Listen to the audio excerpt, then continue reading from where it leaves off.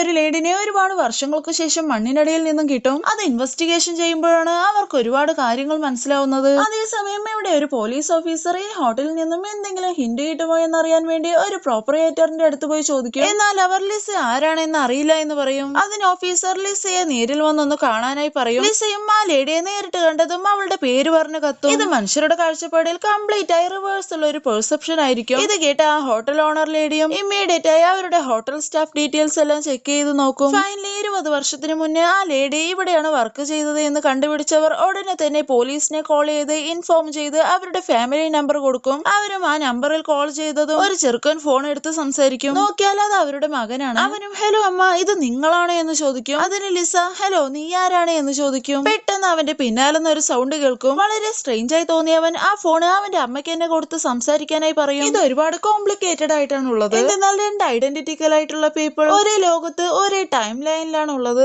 ആദ്യം സംസാരിച്ചപ്പോൾ ഇതെന്തോ ഒരു പ്രാങ്ക് ആണെന്ന് വിചാരിച്ചെങ്കിലും പിന്നീട് അവളുടെ ബോയ് ഫ്രണ്ടിന്റെ പേര് പറഞ്ഞതും ഇപ്പോൾ ഉള്ള ലിസ ഷോക്കായി പോകും. അപ്പോഴാണ് അവൾക്ക് കാര്യം തന്നെ മനസ്സിലാവുന്നത്. അടുത്ത സീനിൽ ഏലിന്റെ അച്ഛൻ നടക്കാമെന്ന് പറഞ്ഞ് വെളിയിലേക്ക് വരുന്ന സമയം അവിടെ വൈറ്റ് കളറിൽ ഒരു ചിറകുള്ള കാക്കയെ കണ്ടതും ഷോക്കായി പോകും. ഉടനെ തന്നെ സംശയത്തിൽ അവൻ കുഴിച്ചിട്ട ഭാഗത്ത് പോയി നോക്കിയാൽ അവിടെ ആ കാക്ക ചത്തുകിടക്കുന്നുണ്ടാകും. അടുത്ത ദിവസം ഏലി ലണ്ടനിലേക്ക് പോകാനായി നിൽക്കുന്ന സമയം അവിടുത്തെ ഒരു ഡോറ് തുറന്നിരിക്കുന്നതായി കാണും. ഇവളും അതിന്റെ ഉള്ളിലേക്ക് പോയി നോക്കിയാൽ അവിടെ കണ്ട കാഴ്ച അവളെ ഒരുപാട് ആശ്ചര്യപ്പെടുത്തും. എന്നാൽ അവിടെയുള്ളത് 20 വർഷത്തിന് മുന്നേ മരണപ്പെട്ട ഇവളുടെ അനിയത്തിയായിരുന്നു.